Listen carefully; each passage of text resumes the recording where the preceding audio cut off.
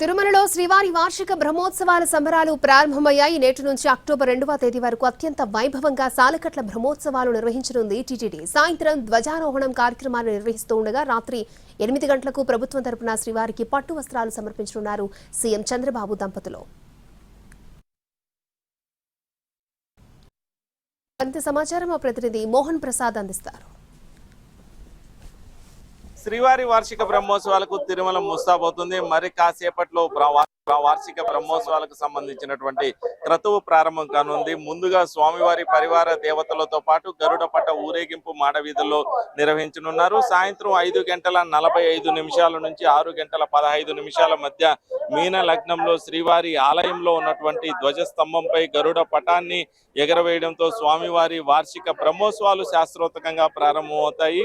ముక్కోటి దేవతలకు స్వామివారి బ్రహ్మోత్సవాలు ప్రారంభమైన సూచికగా గరుడ పటాన్ని ధ్వజస్తంభంపై ఎగురవేస్తారు అన్నటువంటి సాంప్రదాయం కొనసాగుతూ ఉంది. అటు తర్వాత రాత్రి 8 గంటలకు రాష్ట్ర ప్రభుత్వం తరపున సీఎం చంద్రబాబు నాయుడు స్వామివారికి పట్టు వస్త్రాలు సమర్పించనున్నారు. రాష్ట్ర ప్రభుత్వం తరపున ముఖ్యమంత్రి హోదాలో 15వసారి స్వామివారికి పట్టు వస్త్రాలను సమర్పించనున్నారు సీఎం చంద్రబాబు. ఇక రాత్రి 9 గంటలకు స్వామివారి వాహన సేవలు ప్రారంభం కానుంది. ఇవాళ రాత్రి 9 గంటలకు శ్రీవారు మలయప్ప స్వామి అవతారంలో పెద్ద శేష వాహనంపై భక్తులకు దర్శనమివ్వనున్నారు. రేపు ఉదయం చిన్న శేష వాహనంపై స్వామివారు ఊరేగండగా రాత్రికి హంస వాహన సేవను నిర్వహించనున్నారు. బ్రహ్మోత్సవాలలో 3వ రోజు అయినటువంటి ఎల్లుండి ఉదయం స్వామివారు సింహ వాహనంపై, రాత్రి ముత్యపు పందిరి వాహనంపై భక్తులకు దర్శనమివ్వనున్నారు. ఇక 4వ రోజు ఉదయం కల్పవృక్ష వాహనాన్ని, రాత్రి సర్వభూపాల వాహనాన్ని నిర్వహించనున్నారు. ఇక 5వ రోజు ఉదయం మోహిని అవతారంలో భక్తులకు స్వామివారు దర్శనం ఇవ్వనుండగా